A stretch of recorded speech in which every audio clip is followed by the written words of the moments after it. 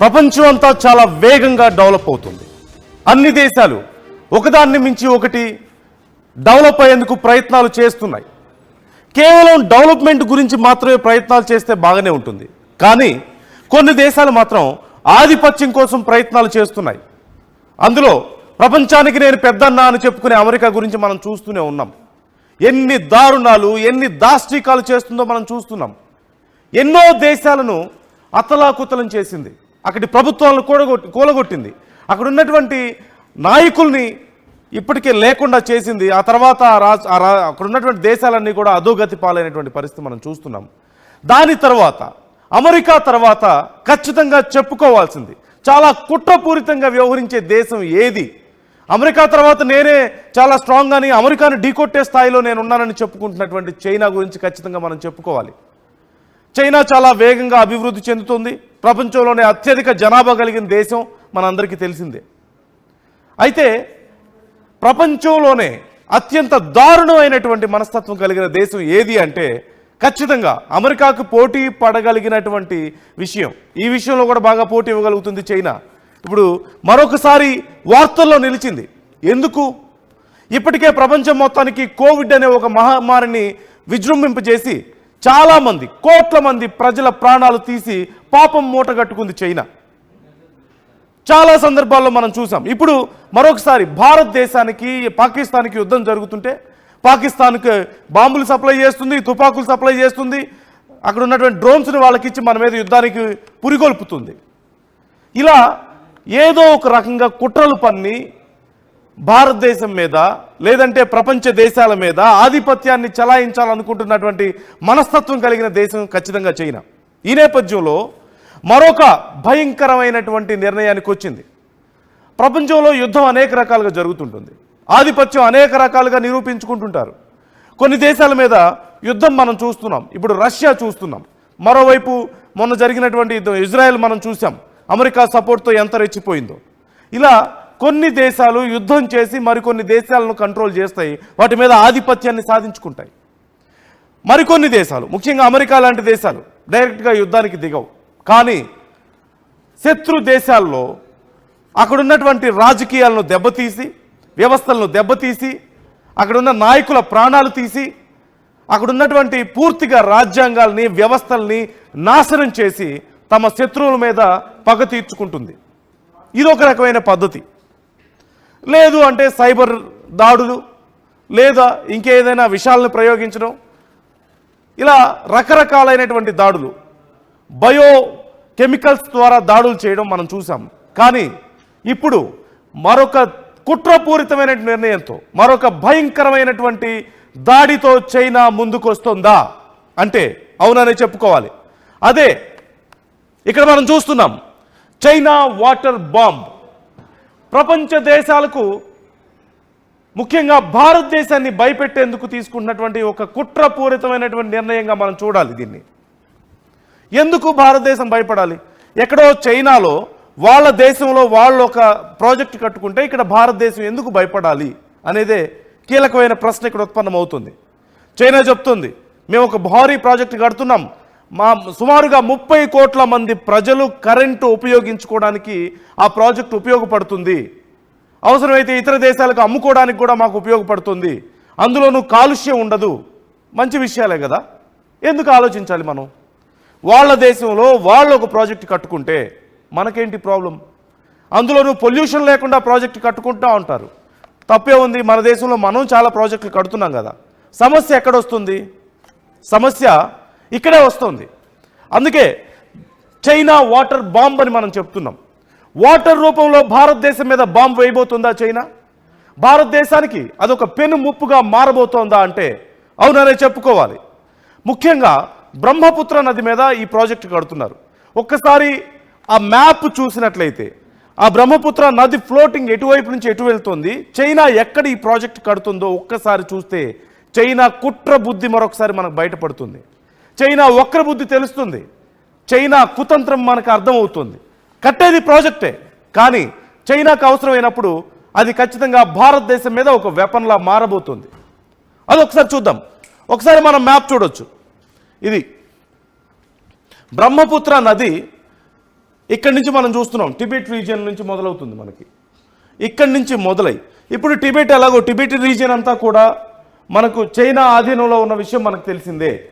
So అక్కడి నుంచి మొదలైతే నేపాల్ని కూడా ఇప్పటికే నేపాల్ బోర్డర్ టిబెట్ రీజియన్కి బోర్డర్ మనకి కామన్గా ఉన్న విషయం తెలిసిందే. ఈ నేపథ్యంలో ఇక్కడి నుంచి మొదలవుతుంది, చైనా మీదుగా మొదలై ఇక్కడి నుంచి భారతదేశంలోకి దిగుతుంది.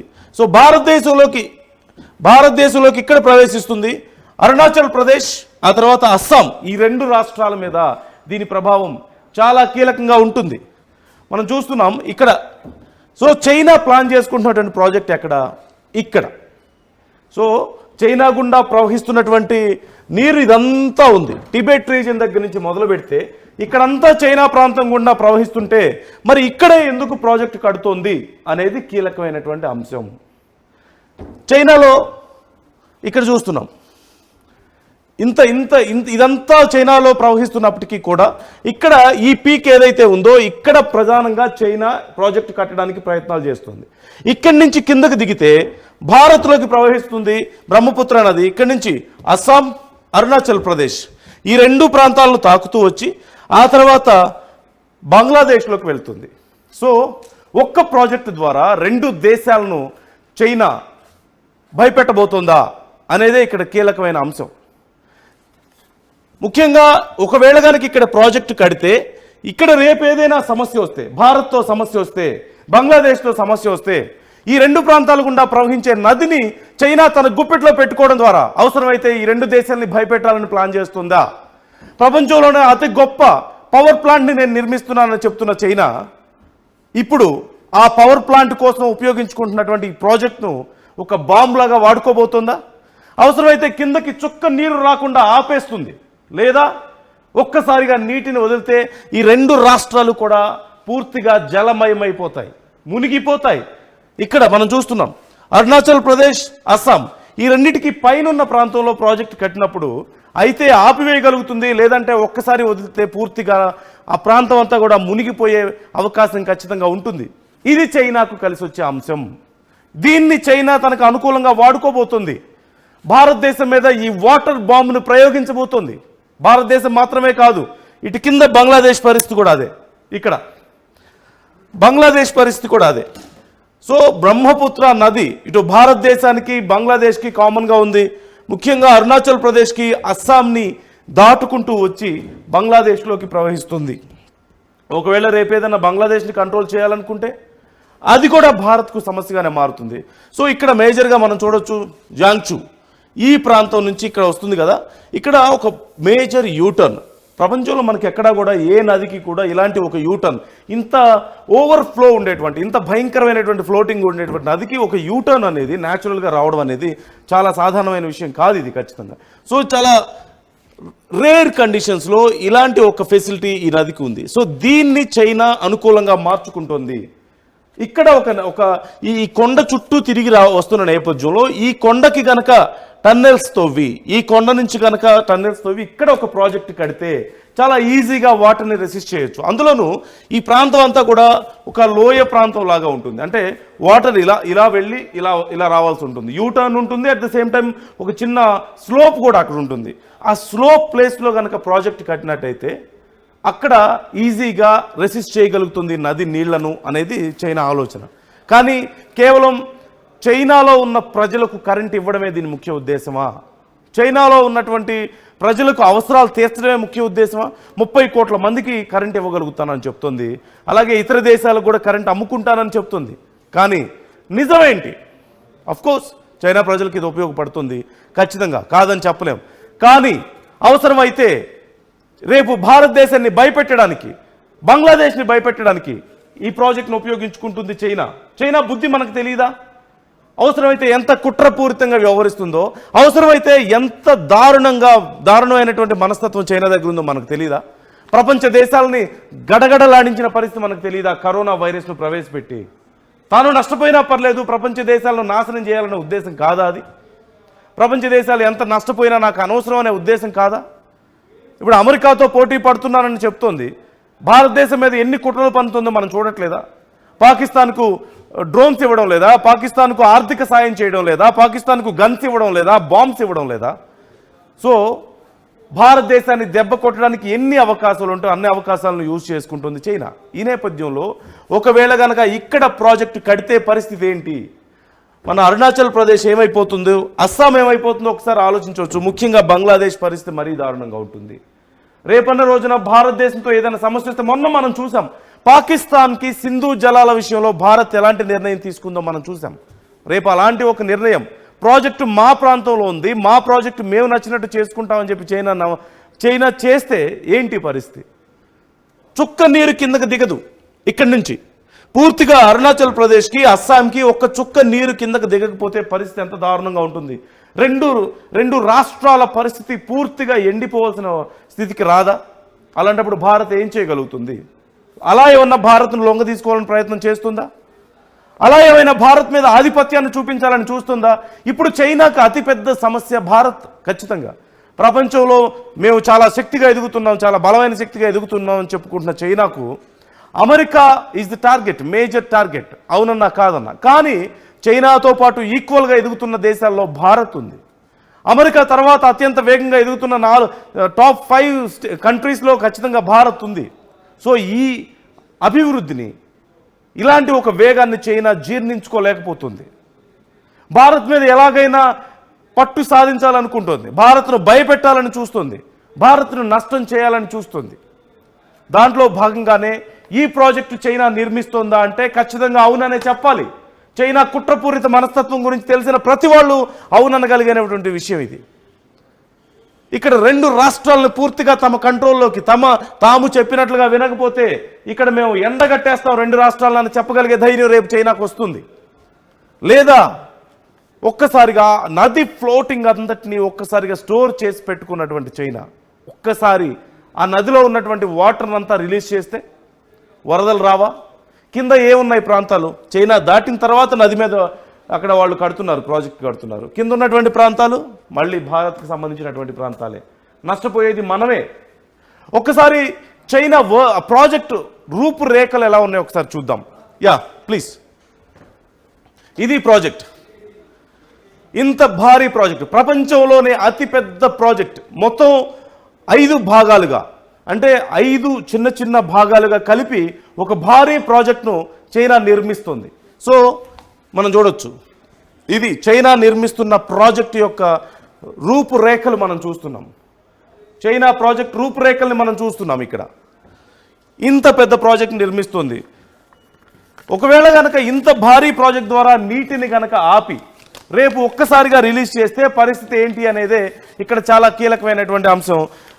సుమారుగా 15 లక్షల కోట్లు దీనికి చైనా ఖర్చు పెడుతుందంటే, 15 లక్షల కోట్లు అంటే భారతదేశంలో ఉన్నటువంటి ఒక సుమారుగా ఒక 10 నుంచి 12 రాష్ట్రాల బడ్జెట్ అనే చెప్పాలి. ఒక 10 రాష్ట్రాలకు ఉపయోగపడే బడ్జెట్ను ఒక ప్రాజెక్టు కట్టడానికి చైనా వెచ్చిస్తుందంటే అర్థం చేసుకోవచ్చు. ఈ యార్లాంగ్ జాంగ్బో గ్రాండ్ కెనాల్ ఈ ప్రాంతానికి ఖచ్చితంగా ఒక ప్రత్యేకత ఉందని చెప్పాలి. పైన నుంచి వచ్చేటువంటి, ఇందాక నేను మ్యాప్లో చూపించాను, అక్కడ ఉన్నటువంటి యూటర్న్, న్యాచురల్గా వచ్చినటువంటి ఆ యూటర్న్ అంత భారీ నదికి అవకాశంగా ఉంది. ఈ నేపథ్యంలోనే అక్కడ యూటర్న్ దగ్గర కనుక కొండల్ని తవ్వి ఒక ప్రాజెక్ట్ని నిర్మిస్తే చాలా ఈజీగా ప్రాజెక్ట్ని నిర్మించేయచ్చు అనేది చైనా ప్లాన్. ఇక్కడ ప్రధానంగా మనం చూస్తే మొత్తం 20 కిలోమీటర్లు దీని లెంత్ ఉంటుంది.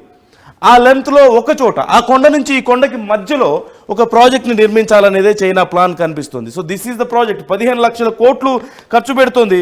అతిపెద్ద ప్రాజెక్ట్, ప్రపంచంలోనే అతిపెద్ద 3 గోర్జెస్ డ్యామ్ ఉంది. ఇప్పుడు దాన్ని కూడా మించిపోయేలా చైనా ఈ ప్రాజెక్టును చేపడుతుంది. మొత్తం నీటి నిల్వ సామర్థ్యం చూసుకున్నా సరే, దీన్ని ఖర్చు తీసుకున్నా సరే ప్రపంచంలో ఎంత పెద్ద ప్రాజెక్ట్ ఇంకొకటి లేదని చెప్పాలి. మొత్తం 40 మిలియన్ కిలోవాట్ల విద్యుత్ ఉత్పత్తి చేస్తానని చైనా చెప్తుంది. 300 బిలియన్ కిలోవాట్లు సంవత్సరానికి. గంటకు 40 మిలియన్ కిలోవాట్లు, సంవత్సరానికి 300 బిలియన్ కిలోవాట్ల పవర్ని నేను జనరేట్ చేయగలుగుతాను. నా దేశంలో 30 కోట్ల మందికి పవర్ ఉపయోగపడుతుంది. ప్రపంచ దేశాలకు నేను అమ్ముతానంటూ చైనా చెప్తుంది. అంతా బాగానే ఉంది. కానీ ఏదైనా తేడా వస్తే భారతదేశంలో 2 స్టేట్స్ పూర్తిగా నామరూపం లేకుండా పోతాయి.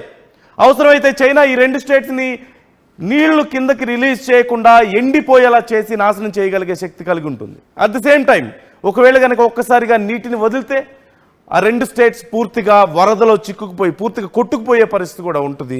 సో ఇది అతిపెద్ద సమస్య.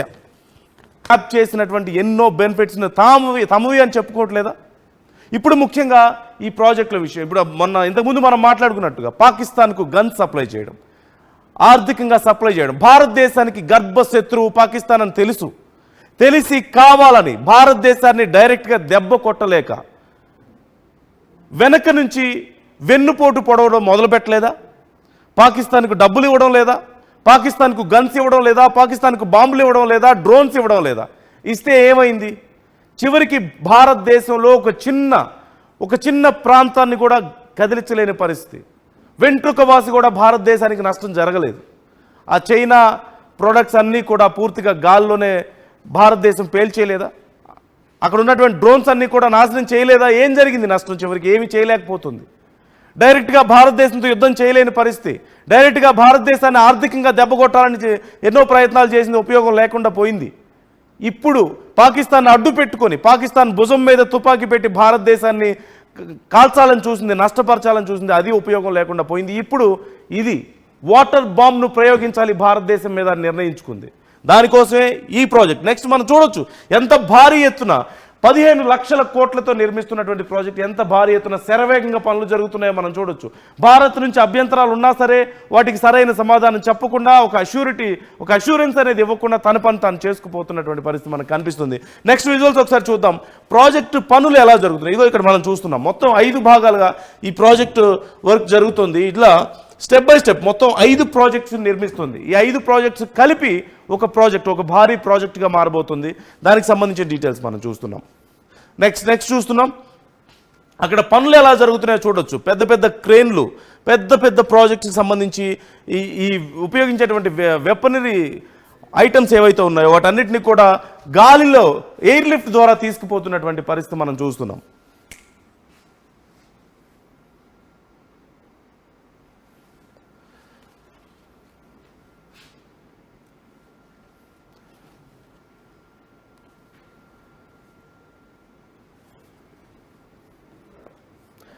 రైట్, మన స్క్రీన్లో చూస్తున్నాం మన స్క్రీన్లో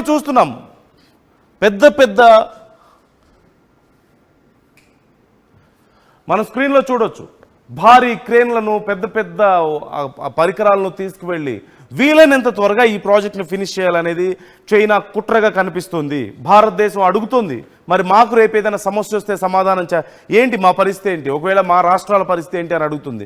మీ నీళ్ళు మీరు వాడుకోండి, మాకేం అవసరం లేదు, మాకేం సంబంధం లేదు, మేము కేవలం మాకు అవసరమైనటువంటి నీళ్ళనే వాడుకుంటాం, మా కరెంట్ తయారు చేసుకుంటామని చైనా చెప్తున్నప్పటికీ కూడా అసలు నష్టం భారత్కే ఉందా? అంటే తమకి అవసరమైనటువంటి కరెంటు ఉపయోగాలను తీర్చుకోవడం ఒక అంశం అయితే, అవసరమైతే భారతదేశాన్ని నష్టపరచడం ఇక్కడ ప్రధానమైనటువంటి అంశం. భారతదేశంలో ఉన్నటువంటి 2 రాష్ట్రాలు, 2 ఊర్లు కాదు, 2 రాష్ట్రాలే చైనా గుప్పిట్లోకి వెళ్ళే అవకాశం ఉంటుంది. చైనా దయ మీద రేపు బతకాల్సి వస్తుంది. ఇప్పుడు సింధు జలాలను ఆపేస్తే పాకిస్తాన్ పరిస్థితి ఏంటో మనం చూస్తున్నాం. పూర్తిగా అక్కడ ఉన్నటువంటి 70-80% అగ్రికల్చర్ అంతా కూడా సింధు జలాల మీద ఆధారపడి ఉంది. పాకిస్తాన్ ఎండిపోతుంది, చివరికి కాళ్ల బేరానికి రావాల్సిన పరిస్థితి మనకు కనిపిస్తుంది. రేపు భారత్ని అలాంటి స్థితికి తీసుకురావడం చైనా ఒక ఉద్దేశమా? రేపు వాటర్ అన్ని కూడా వాళ్ళ హోల్డ్ చేస్తే ఏంటి పరిస్థితి? లేదా రేపు వాటర్ ఒక్కసారిగా రిలీజ్ చేస్తే భారత్ పరిస్థితి ఏంటి? 2 రాష్ట్రాలు మునిగిపోతాయి. హోల్డ్ చేస్తేనేమో 2 రాష్ట్రాలు ఎండిపోతాయి, వదిలేస్తేనేమో 2 రాష్ట్రాలు మునిగిపోతాయి. కింద బంగ్లాదేశ్ పరిస్థితి ఇంకా దారుణంగా తయారవుతుంది. ఇప్పటికే ఆర్థికంగా, రాజకీయంగా నానా అవస్థలు పడుతుంది బంగ్లాదేశ్. మరి ఇలాంటి పరిస్థితుల్లో చైనా కడుతున్నటువంటి ఈ ప్రాజెక్టును మనం పాజిటివ్గానే చూడాలా? చైనా కుట్రకోణంలో ఆలోచించదని మనం నమ్మాలా? చైనా ఒక్కరి బుద్ధి గురించి మనకు తెలీదా? ఎప్పటికీ అక్కడ అధ్యక్షుడు ఏమైపోయాడో తెలీదు. ఇక్కడ తీసుకుంటున్నటువంటి నిర్ణయాలు, చేస్తున్నటువంటి పనుల వల్ల అక్కడ చాలా రాజకీయ ఒత్తిడి పెరిగింది. ఇప్పటికే అక్కడ పరిస్థితి మారిపోతుందని కూడా చెప్తున్నారు. కానీ తన బుద్ధి మాత్రం మారదు. నాయకుడు ఎవరొచ్చినా సరే భారతదేశమే ఒక ప్రధాన శత్రువుగా మారిపోయింది. ఇప్పటికే టిబెట్ పరిస్థితి మనం చూస్తున్నాం. నేపాల్ బోర్డర్లో ఎంత దారుణంగా పరిస్థితి ఉందో మనం చేస్తున్నాం. చైనా ఎక్కడ అడుగు పెడితే అక్కడ, చైనా ఎక్కడ ఏ పని మొదలు పెడితే అక్కడ డిస్ట్రక్షన్. అమెరికా తర్వాత అత్యంత దారుణమైనటువంటి మనస్తత్వం కలిగినటువంటి దేశం చైనా. రేపు ఒకవేళ కనుక ఈ ప్రాజెక్ట్ని ఫినిష్ చేయగలిగితే భారత్ పరిస్థితి ఏంటి? ఖచ్చితంగా ఇది కేవలం చైనాకు ఉపయోగపడేటువంటి పవర్ జనరేట్ చేసుకోవడానికి ఉపయోగించే ప్రాజెక్టుగానే మనం చూడలేం. ఖచ్చితంగా భారత్ మీద ఒక బాంబు వేయడానికి చైనా సిద్ధమవుతుంది. It's a water bomb on India. So ఈ విషయంలో ఇండియా ఖచ్చితంగా మరింత సమయస్ఫూర్తిగా వ్యవహరించాలి, మరింత జాగ్రత్తగా వ్యవహరించాల్సిన అవసరం ఎంతైనా ఉంది.